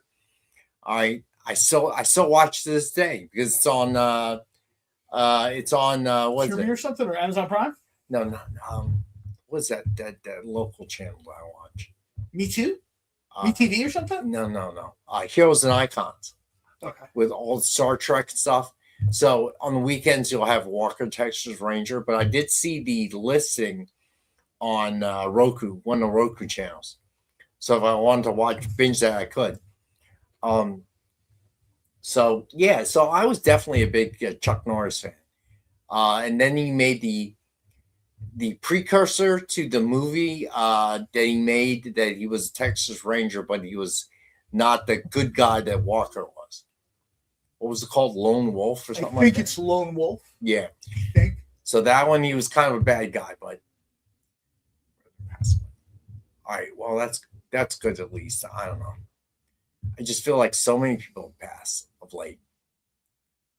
Maybe it's just my age. Maybe it's. I was going to say it's because we're not young. You wanted me to stop saying we're old. We're not young. Well, maybe we're noticing it more. I guess because of that. Lone Wolf McQuaid. McQuaid. That's right. That's it. That. Thank you. Yeah, it was. Yeah, so Steve McQueen was from that era. It's just weird. I don't know. These are heroes of my youth, movie stars. So it's a little strange. I kind of know what my mom went through, because my mom was an Errol Flynn fan, Douglas Fairbanks fan. So she would, read about these things in the paper, and she would talk to me about it. And I'm like, who cares? I don't even know who they are. I saw their movies because I was forced to watch them. Okay. Because she would watch them, and you only had one TV growing up. Right? Yeah. So I'd have to watch them too. Or she dragged me to the movie theater when they did a revival. And I was like, who cares? And then Wrecking Crew with Dean Martin, Sharon Tate. Who's first movie? Chuck Norris was in a Matt Helm movie? No. I'll have to check that out. I don't remember. I love Matt Helm movies, and I'm constantly trying to get David Avalone to write a Matt I didn't Helm know movie. that Marvel fan. Chuck Norris's mom was still alive? Yeah, she only died a couple years ago. Really? Wow. Yeah, I know he was old, but it was kind of a surprise. He's kind of eternal in that sense. And I never really thought about it. Certain ones pass away, and you kind of see that happening, right? But I don't know. It's weird. Certain deaths kind of affect you in a certain way. I have to admit that Chuck, when I read that, I thought it was a joke. Okay, he was an extra apparently. Okay. I did not know that. This is just giving me another excuse to watch Matt Helm movies and see if I notice them in the I background. love those things. I love that car he had with the It was a round Thunderbird. couch. It was a Thunderbird. I have constantly, the next time Amy has David Avalone on talking about, I guess his next thing is going to be Savage Tales. Oops, I hope I'm not spoiling anything again. But I'm constantly asking him to do a Matt Helm movie or a Derek Flint movie. You're right, Marvel fan. It's true. I mean, even Jean-Claude Van Damme is old. Oh, yeah, I saw a picture of him recently. And even with He did not his age well. recovery and plastic surgery, He did not age well. Dad, sit down. You're going to hurt yourself. Yeah, I know, right? Yeah, it's really possible. And that's kind of weird. Rocky, obviously Arnie. It's weird seeing them get old. The rock stars too, yeah. It's weird Steven seeing Tyler, oh my God. us get old. Look in the mirror, and I don't know why my dad's looking at me. Well, Why do you what's keep crazy is referring think about it. This year is the 50th anniversary of Rocky. Isn't that nuts? And you think about it? Oh, yeah. Yeah. That was the movie. And I grew up in Philly. So Yeah. for me it was, when you saw scenes from Philadelphia and that kind of thing, it was a big thing. You didn't see many movies being made here. And he got the true spirit of the city. It was just amazing. It was an amazing movie. Climbing up the art museum steps. Yeah, it's very hip now in Philadelphia to kind of bag on Sylvester Stallone and Rocky, stuff like that. Right. But it's always people in their 20s and 30s who do that. It's people who weren't there and didn't see what it was like. Like you're seeing Philadelphia on a big screen. And for people anywhere from Philadelphia to Atlantic City, even all the way out to Lancaster, you didn't see that. You really didn't see that. Most movies took place in New York. Yeah, that's true. Los Angeles. Once in a while, you get a Chicago movie. Once in a while, you get a movie set, like James Bond bombs in New Orleans or whatever. But just like comic books, a lot of movies and TV shows centered around the first Rocky was truly an art film in a sense. I think really. Well, it's a small budget. The guy had to practically, he had the rights to it, so he had to leverage himself to get into the movie. They wanted someone else. Yeah. It's like there's like a whole story behind it. Yeah, I know. So I got to admit, it was one of those movies that defined my period of youth. I don't know. So for me, John, it's definitely. I brought back an interest in boxing, quite honestly. Yeah, it's still scary, Marvel fan. And it even became multi-generational because then, like, when I was a kid and Rocky IV releases, like that's everything to me as a kid, right? And then going and watching on cable or renting from the VHS store, like the first three, the one with Mr. T and Hulk Hogan 3 was one of my favorites, right? Yeah. Yeah, those are great movies. You know what? And 5 is better than people remember. Better than people remember. That's the one with his son, right? Well, his son's small in it, yeah. But it's the one where he's like trying to train that other guy, Tommy Gunn, or whatever. Yeah. That was a good movie. That's a better movie than people remember. It is, and then the Rocky Balboa movie's really good too. So I think Rocky's a pretty consistent franchise. Yeah. When they introduced the Creed character, the first movie where they introduced the Creed character, that is legitimately a good movie, right? You know what I mean? Because now he's essentially Mick, right? It's like he's come full circle, and he sort of always blames himself for Apollo Creed's death because he doesn't throw in the towel. V, how do we jump to V? I was so excited. I think that's the Roman numeral 5. Oh, 5. Okay. Oh, I thought he was talking about V, the TV series. I didn't know if he meant V, the TV series, or like V for Vendetta. I was like, okay. I don't know. I think Bar-Lord, I think it was darker in a way. We didn't want to see Rocky penniless and poor and things like that. It's more connected to the first one almost, with like the feel of the neighborhood. Yes.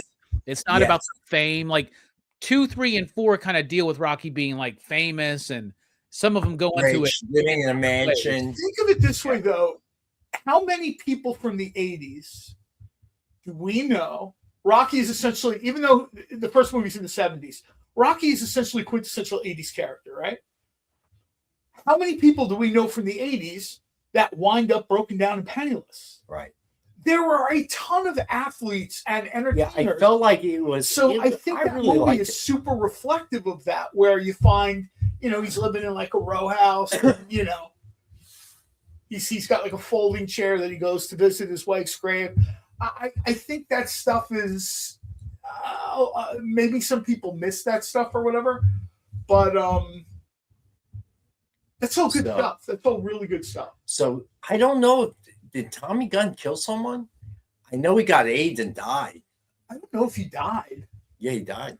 There was a thing where they said he reported that he was HIV positive. And then years and years and years later, he had a lawsuit against the lab that told him that because it was a false positive. Let's see. It's like a whole thing. Tommy Morrison, because he's John Wayne's grandson or grandnephew or something. There's a whole story behind that guy. He was he actually had a so-so boxing career. Yeah. Apparently there are rumors and misconceptions about him killing somebody in the ring once, and that's apparently not true. So Tommy Morrison died on September 1, 2013, at the age of 44 in Omaha, Nebraska, due to complications from AIDS. After testing positive for HIV in 1996, which halted his boxing career, Morrison spent his final years in declining health, bedridden, despite denying the diagnosis. Yeah, I remember that. I remember when he held like a press conference to say, I am not HIV positive. And he was suing either the testing lab or the testing organization that tested him and told him that, because he claimed that error cost him millions of dollars from both boxing and Hollywood. Yeah, because that was AIDS was so brand new. There was all that controversy about letting magic play and people playing with magic. There are people who are victimized by false positives, but it's like 0.000. You know what I mean? It's like 1 in a million times they test somebody, they get it wrong. What's interesting is that his wife is still insisting he died of Guillain-Barré, which is the debilitating nerve or something. Yeah, I remember that too. She was like, this just isn't, I don't know if it's going to be an insurance issue, payout issue, whatever, pre-existing condition. So Marvel fan, I have to disagree. I think Rocky V was good. And I think Tommy Morrison played a good anti-hero. He wasn't an incredible actor or anything, but he sort of played the role. Yeah, I mean, in a perfect world, they would have had a much better actor do that part. But at the time, they probably got the best person they could. The guy was a legitimate boxer. Yeah. I thought it was all right. I enjoyed it, personally. 4, obviously, with Drago and Russia, it was a sign of the times. 3, I thought was kind of goofy a little bit. 2 had to happen. 3 is goofy, but 3 was perfect for like kids in the 80s because of Mr. T and Hulk Hogan, right? But watching it as an adult, I love seeing Rocky like so full of himself that he doesn't take the threat of Clubber seriously, right? And then like it's almost like I don't know this for a fact, but it almost feels like that character was a reflection of Mike Tyson and how people weren't taking him serious. Oh, he's young and he just was knocking people out, man. You know. So CJ, that is the best line of all. I when they had that fight. And they close in on Son's face and he's screaming. It was a surreal kind of moment. Get him, Dad. He stole my room. You know, that was a surreal kind of moment in the movie. The Don King character was so obvious. Well, I think who that was supposed to be. The Clubber Lang character is again a perfect example of the time, right? This is you were starting in the 80s to get these changes. In athletics, culturally, socially, whatever, you're getting these changes. The truth is, 10 years earlier, Clubber Lang would not be seen. He'd be a club fighter. And he wouldn't be getting any shots or whatever. You know what I mean? But because Rocky is a club fighter, essentially Clubber Lang is Rocky 10 years later. Right. Now he's the guy. And Rocky makes the same mistake to a certain extent that Apollo Creed did. Now, Creed didn't lose, but Creed didn't win. Right. And Creed got wheeled out in a wheelchair, to the hospital. So I'm just... Yeah, well, when you lose that hunger, right, then don't be surprised when somebody is just as hungry as you were and they're about to climb back up. And I kind of liked that in that movie. Here's my hot take about the whole franchise. I think the weakest one is honestly part 4. And most people my age, they live and die by that movie, man. They think, and I'm like, I like it. But if you really think about it, if you really watch them and think about it, that's got the least amount of story in it, really. It's all shock. I felt like it's all montage. It reflected what was going on in the world at the time. But anyway, let's take our last and final break. When we get back, we'll get through the last little bit of Dynamite books. We'll do a recap of the non-Dynamite books, and then we'll do the drawing. All right, so hang out. We'll be right back. Sending you a text. Okay. Because I need... Hey, did you know that you're invited to an art gala? No, I mean the fun kind. It's SketchUp with Mog and Mel. Welcome back, everyone. Thanks again for joining us. Featured guests talk about their new projects. So it takes place in this fantasy world where the world has kind of lost its stories. And life as an artist. The hope was that you could make some amount of money when you exited art school. While the ever-changing artist panel draws new works live in front of your eyes. Oh, I like that. Working on this and shadow. Sexy. Sex, dude. You still got a little bit of time. Ooh, Phil, that's dope, dude. SketchUp with Mog and Mel. Thursday nights. Part of the experience.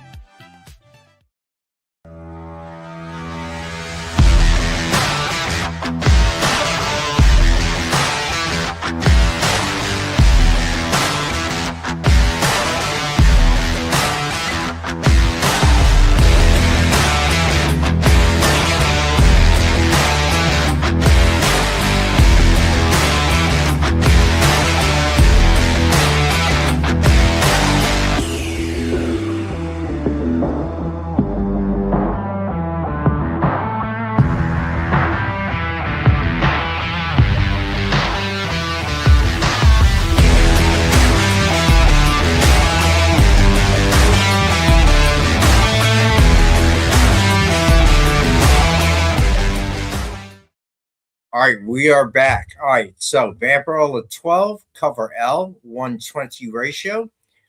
The Lucho Perillo Virgin. Have that one for $20. Then we have cover M. Hey, Kate. It's okay. Not everyone's a Rocky fan. I get it. I love Bloodsport, Kickboxer, Karate Kid, all of them. All right, so cover M is the Lucho Perillo Ultraviolet variant. Cover N is the 1/7 ratio Elias Chazoudis black and white variant. Cover O is the 1/10 ratio Lucho Perillo UV Virgin. All right, then also out on Wednesday, Thundercats number 25. You have cover A by Lucho Perillo. That is an amazing cover. Cover B by Declan Shalvey. And then we got cover C by Jay Lee.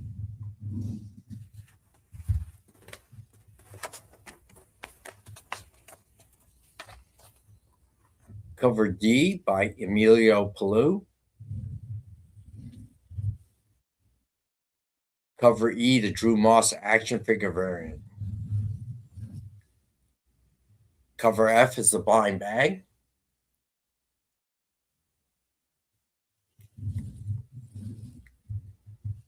Cover G, the 1/10 Drew Moss action figure Virgin. Cover H, the 1/10 ratio Emilio Palou Virgin. Cover I, the 1/15 ratio Jay Lee Virgin. Cover J, the 1/15 ratio Declan Shalvey Virgin. Cover K, the 1/15 ratio Lucho Perillo Virgin. Then we have cover L, Declan Shalvey black and white.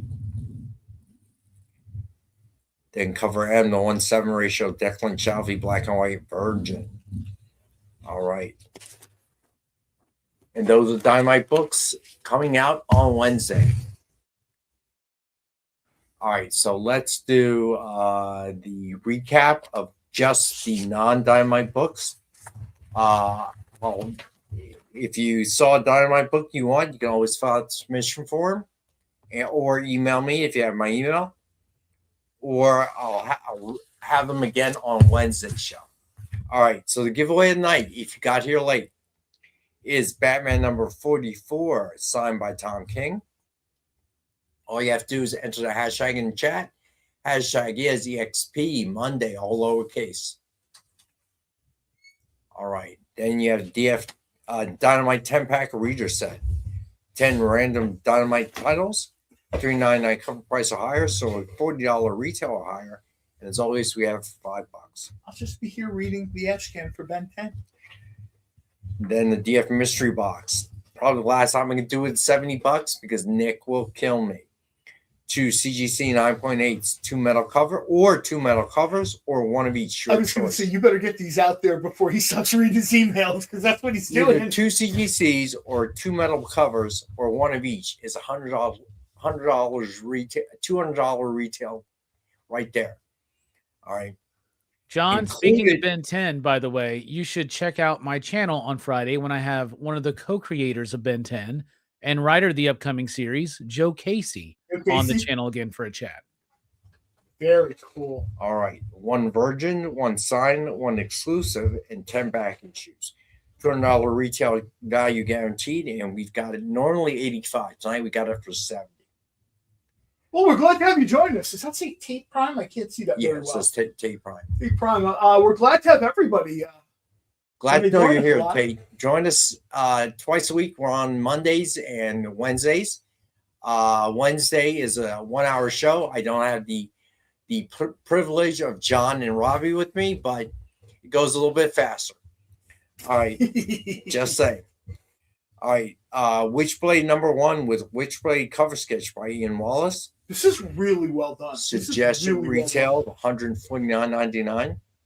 Normally we sell it for $65. Tonight we have it for $50.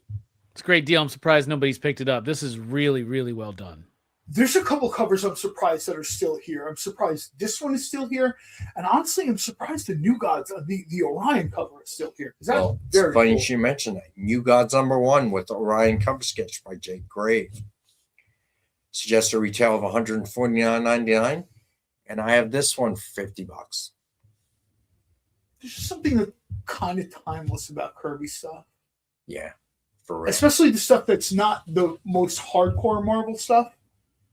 Like, I just out of nowhere, I just decided to reread Devil Dinosaur, not Moon Girl and Devil Dinosaur, the Kirby's Devil Dinosaur. It's only like 9 issues, but you kind of are seeing where his mind is with the whole sort of look. So much stuff went on before man got here. Marcus, you're right. I will be here Friday as well for the art show. Silverhawks #1 with Melodia cover sketch by Tracy Medina, Joe Del Beato, and Mariano Nicieza. MSRP of $149.99, and we have this one for $59 as well. Then Doctor Strange #1 and X-Men #1 connecting cover sketches with Cyclops, Beast, and Iceman by Joe Del Beato and Mariano Nicieza. Suggested retail of $299.99. I had it for $120. I'm doing both covers for $95. Then Flash #1 with Flash cover sketch by Josephine Tamarchio. MSRP of $149.99, and we have this one for $50. Still doing sketch cover commissions. Artists to choose from: Jessica Court, Tracy Medina, or Jake Grave. Pick the artist, pick the character, and the blank book. Triple B, what's up, buddy? And we have those for $100 each. Then Thundar the Barbarian #6 premium metal cover by Ito. Limited edition of 25. That for $100. Archie in the Army of Darkness #2 premium metal cover by Robert Hack. Have that for $100, and is limited to only 25 as well. Then Thundercats #24 premium metal cover, Dynamite.com exclusive, limited to only 25. I have 2 of these, and I have that for $100. Then Thundercats #24 spot foil cover, Dynamite.com exclusive, limited to only 100. And we have this one for 25. Thundercats #24, the set, trade dress and virgin covers. Only 450 sets made. And we have this for 35 for both. Then Red Sonja, second print. Red Sonja #1, second print. 9.4, had that for 50. Then we have Death Fight Forever #1, second print. Have that for 5. White Sky #1, second print. Have that for 5. Bleeding Hearts #1, second print. Have that for 5. G.I. Joe #20. Have that for 4. Deathstroke, the Terminator #1. Have that for 4. Batwoman #1. Have that for 4.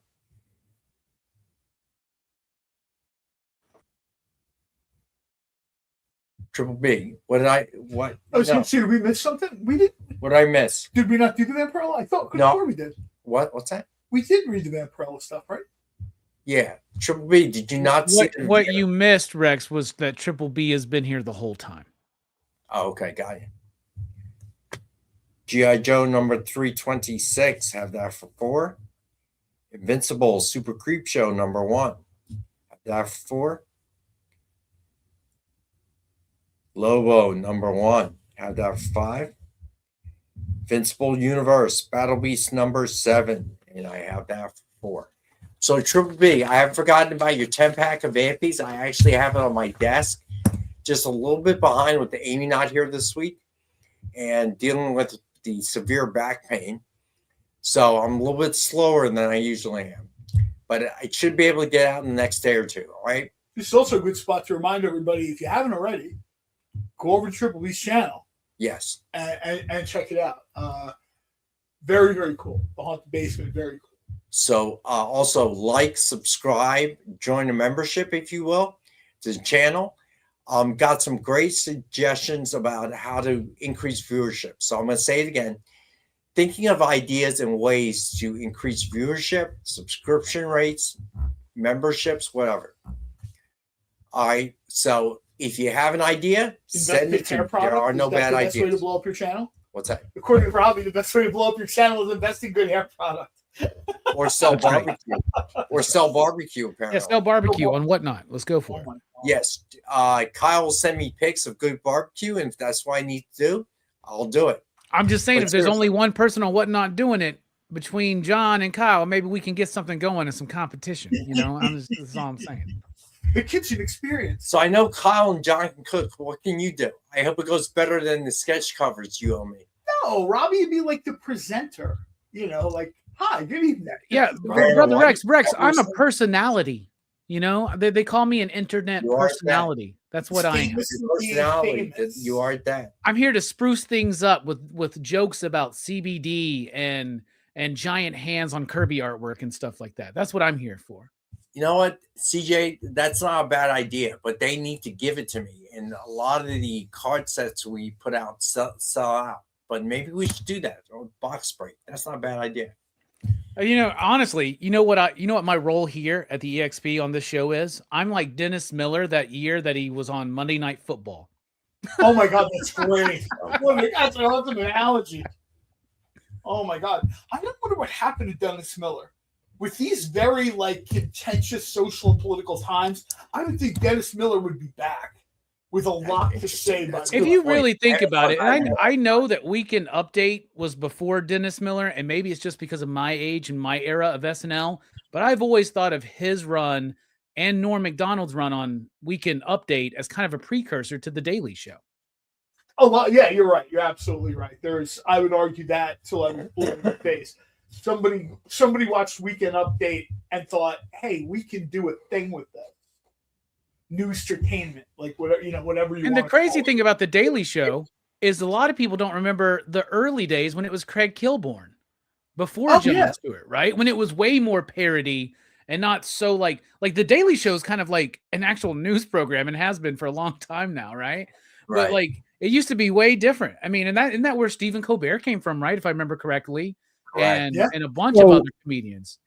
I just found on YouTube the guy who was before Kilborn on The Daily Show. So there was somebody before Kilborn? Well, I wouldn't really call it The Daily Show. It was pretty awful. And then Kilborn came in, it got better, but it still wasn't good. And then Jon Stewart made it good. Good.